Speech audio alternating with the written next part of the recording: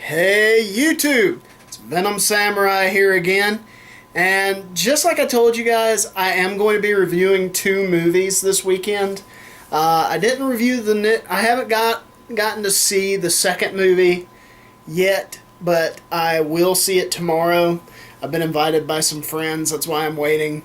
Don't want to be rude to them, and I don't want to go see a movie before the group sees it because that's really annoying when somebody goes and sees that.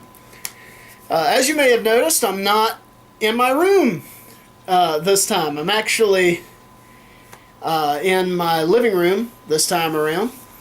And it's actually quite appropriate that that clock is behind me and all of these curios and everything, because today we are going to talk about the new Disney movie Alice Through the Looking Glass.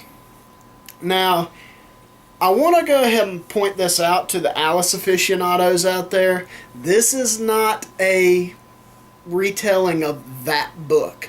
You know, this book. Yeah, see up there, Alice Adventures in Wonderland and Through the Looking Glass right there. It is not a retelling of this book.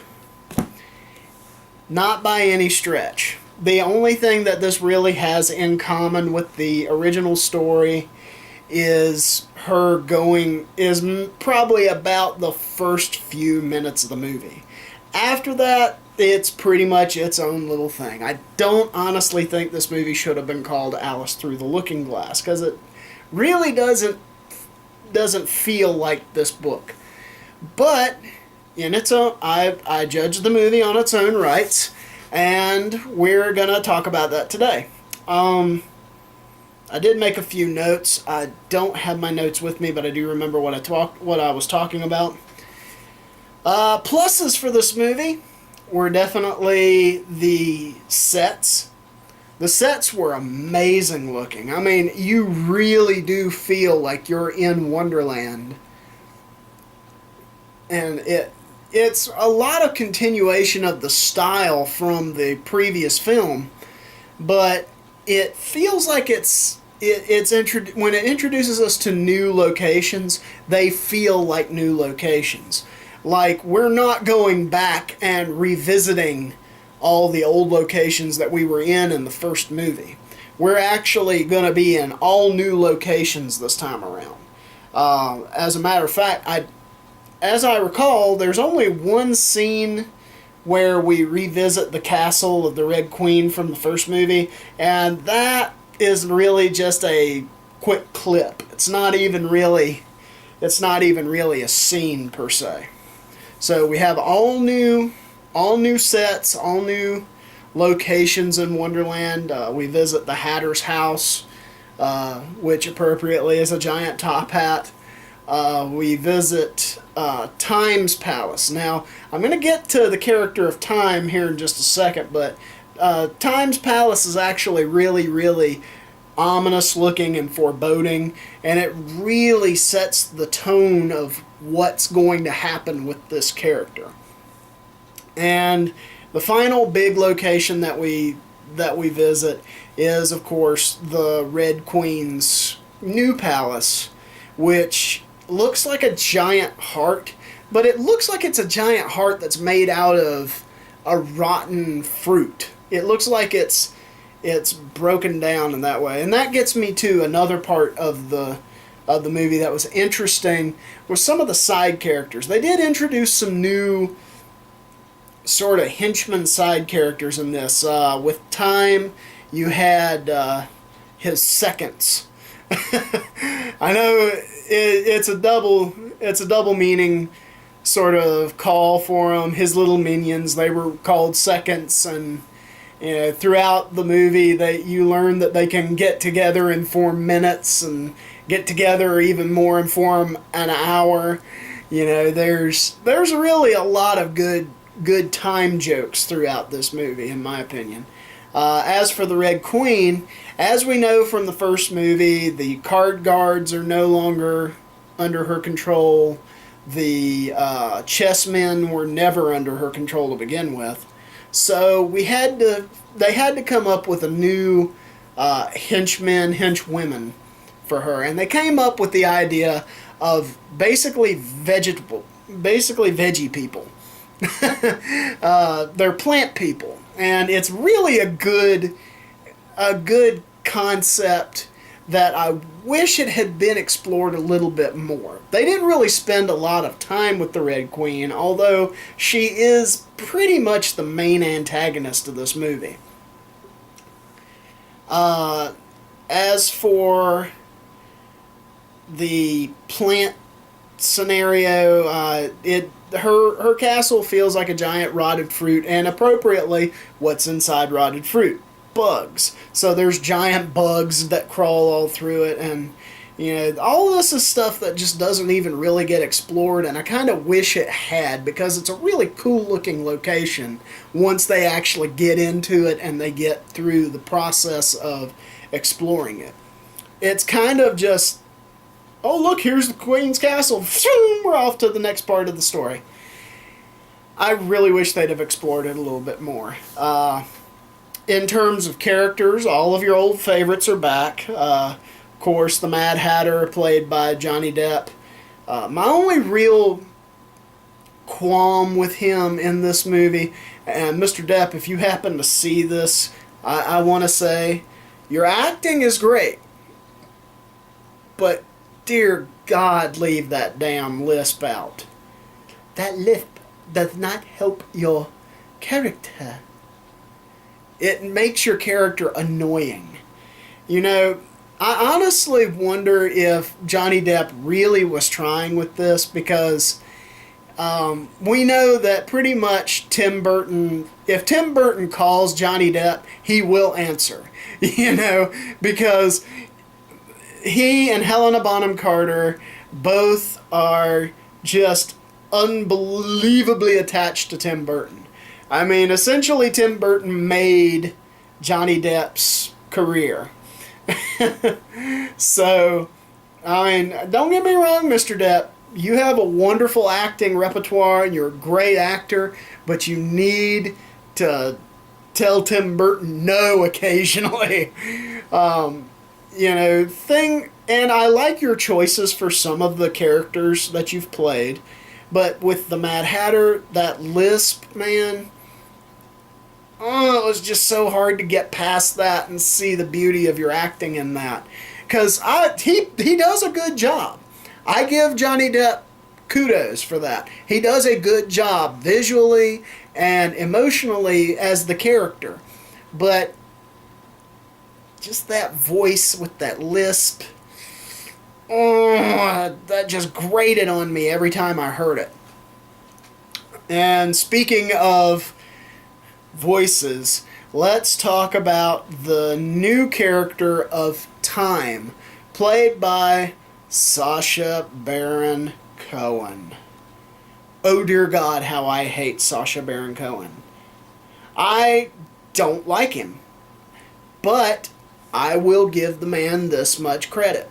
If he is in a serious role where he's not got a whole lot of where he can be his Ali G or his Sacha Baron Cohen-ness let loose, he does a decent job.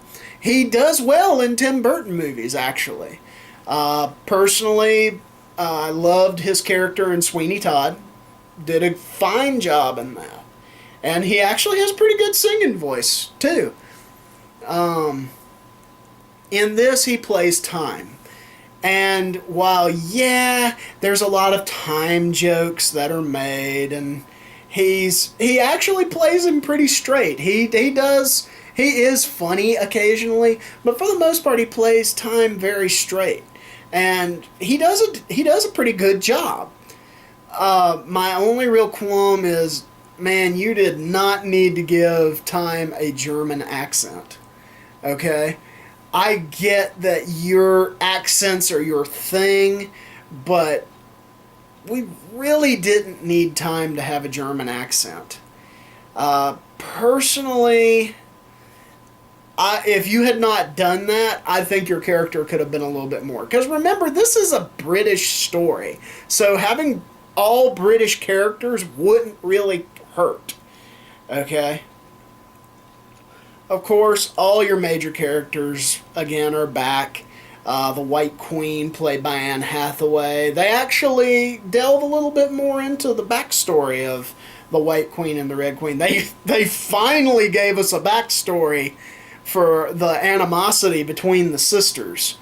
More so than what it was in Alice in Wonderland. Because in Alice in Wonderland, we got the general, well, White Queen's the good guy, Red Queen's the bad guy, let's just have them hate each other for the sake of hating each other. But no, the Red Queen actually has a fairly legitimate reason for not liking her sister. They went back and they retconned it and showed that the Red Queen actually has a pretty legitimate reason for not liking her sister. And the White Queen kind of feels bad about what happened. So I'm not going to ruin what is revealed because the whole story takes place in the past of Wonderland, which is a really great concept. We didn't get as much exploration with our favorite side characters, guys like the White Rabbit and Dormy and the dog and the Tweedles. You know, we didn't get as much exploration with them this time around as we did in the first movie. And I honestly think that's kind of to this movie's benefit. Because they kept the focus on Alice, which is really where the story needs to be focused on. Okay, I've talked about the pluses and the minuses of this, and given that, I will say this movie is definitely, for my final rating, I'll give this movie a 3 out of 5. I'll go ahead and say that. I'm going to give the movie a 3 out of 5. I would take kids to see this movie. It has just the right amount of stuff going on to keep kids interested, but also just the right amount of dark stuff to keep parents interested. It's not so light that parents will hate it, and it's not so dark that kids won't watch it. All in all, this was a decent movie. There were only really little things, there were nitpicks that made this movie not a 4 or a 5 for me. And really, it was more the stuff to do with Alice outside of Wonderland. There were a lot of things that... Nobody goes to see Alice outside of Wonderland, okay? Disney. Nobody goes to see that. Although, yes, it frames the whole story. They honestly don't frame the whole story. Like I said before, this is not Through the Looking Glass. This was Through the Looking Glass up to about, I want to say, maybe the first 15-20 minutes. And then it just shifted over into its own little story. And I've actually read Through the Looking Glass. Before anybody starts in the comments saying, oh, well, you don't know what Through the Looking Glass is about, I have actually read Through the Looking Glass. You see this book? This is a combination of Alice in Wonderland and Through the Looking Glass. And this is the original text, not the revised crap that you see from Disney and all that sort of jazz. This is the original text by Lewis Carroll. So, sorry. Fly. Well, with that being said, I did say this was going to be a 3 out of 5 movie. It's interesting enough to see at least once. I would say go see it at least once, and from there, I'd give it even a 3, borderline 4. This movie could have been a 4 out of 5, which would make it at least a go 2 or 3 times to see in the movie theater to see whether or not you really like it. But other than the new locations and the one new character, or the couple new characters they introduced, Burton really didn't do anything new with this movie. Oh, but except for there's a little bit of a twist halfway halfway through the movie. I will say that. There is a little bit of a twist, and it's one that we've kind of seen done before, but done in a much darker tone. Okay. With that in mind, since this story has been adapted so many times, I felt it would be a good idea to give you some alternate recommendations should you wish to not see this movie. For alternate reading recommendations for the parents out there who are looking for a good story to read to their kids, we have The Looking Glass Wars. Now, this is not, I will go ahead and say, yes, this is based off of this. This is based off of all of this. Looking Glass Wars, though, makes it very, very interesting because it operates under the assumption that not only was Wonderland real, sorry, another fly. Not only was Wonderland real, but there was a real Alice, and she actually did travel back and forth. These characters that you see on the cover here, those are your card guards, and they actually are robotic guards that can unfold and are different based on what number they are. There's a lot of iconography from the Looking Glass story and from the Alice stories. It's really an exciting read for kids. There are 3 books: the Looking Glass Wars, its sequel, Seeing Red, and the final book, Arch Enemy. There's also a spin-off series for the main character's guardian, Hatter Madigan. Yes, he is not the Mad Hatter. He is Hatter Madigan. Hatter is actually his first name. I'm sorry about all these flies, guys. I'm right next door to the door going outside the house, and for some odd reason, flies keep flying in through the door. But it's a very good book. I've actually read all 3 books in the series. Frank Better, better known for his wonderful writing on Something About Mary. Yes, the guy who wrote Something About Mary actually wrote this, and it's actually pretty good. So I'll leave that as a recommendation for you. And Mr. Better, if you happen to see that I actually like your storyline here. So, by all means, pick that up and read it. Now, for the adults in the audience, we have Return to Wonderland. You might have heard me talk about this book in my Xenoscope Comics Why I Love Them video. If you happen to have seen that, by all means, go take a look at that. It's in my video queue somewhere. But this is a decidedly darker tone. This is an adult's version of Alice in Wonderland. This does not involve Alice. As you see up here on the front, this is our Alice, of course, but she is not the main character. This young lady on the back, however, is our main character. This is Alice's daughter, Kaylee.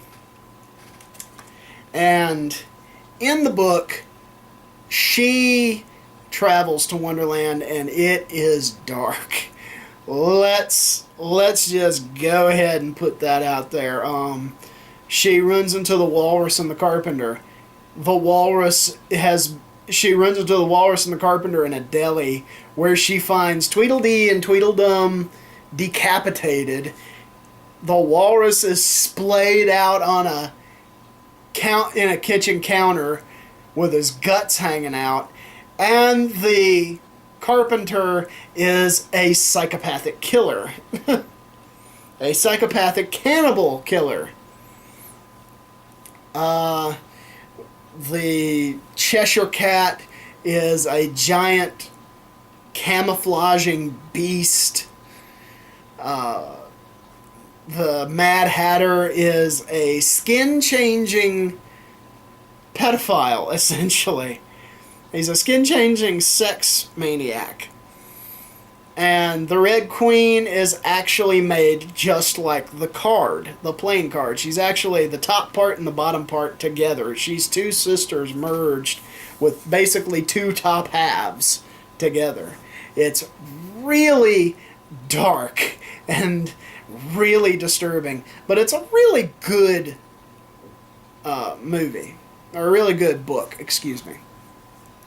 For movie recommendations, for alternate watching recommendations, I recommend two other versions of Alice Through the Looking Glass, which is also, there's an original one which was done by, ironically enough, it was the first role ever done by Kate Beckinsale. Yeah, that's right. Our vampire and werewolf kicking, ass kicking, Night Stalker Kate Beckinsale started out playing an adult Alice who goes through literally the story of Through the Looking Glass, and does it pretty well. It's actually the closest I've ever seen anybody get to a book. Of course, definitely look that up. It is actually called Alice Through the Looking Glass.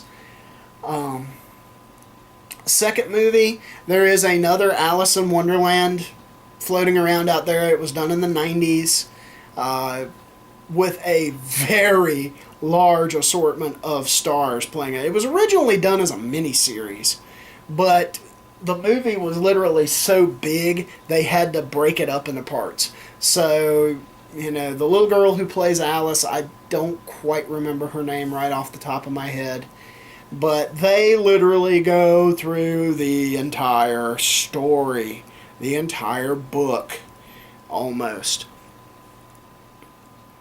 Basically, you have the fight between the Tweedles, you have the Mad Hatter, which is brilliantly played by Martin Short, by the way.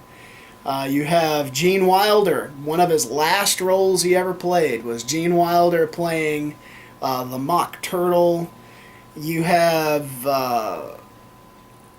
Whoopi Goldberg plays the Cheshire Cat, although that's not really a plus for this movie at this point, in my opinion, you know, because let's face it, Whoopi, you're past your time, okay? You were funny back in the old days, but you're not as funny now. You're militant liberal, and that's kind of sad. So, that's it for the movies. I'll even go so far as to throw video games out there. Okay, there's really only 2 video games that you can do, and they're both based off of each other. So I'm going to say American McGee's Alice and American McGee's Alice Madness Returns. This is more of a dark version of Alice in Wonderland, so really not much for the kids, but it is a strong platformer, lots of good puzzle solving going on, and it's a really deep, immersive world. You will recognize landmarks throughout the story.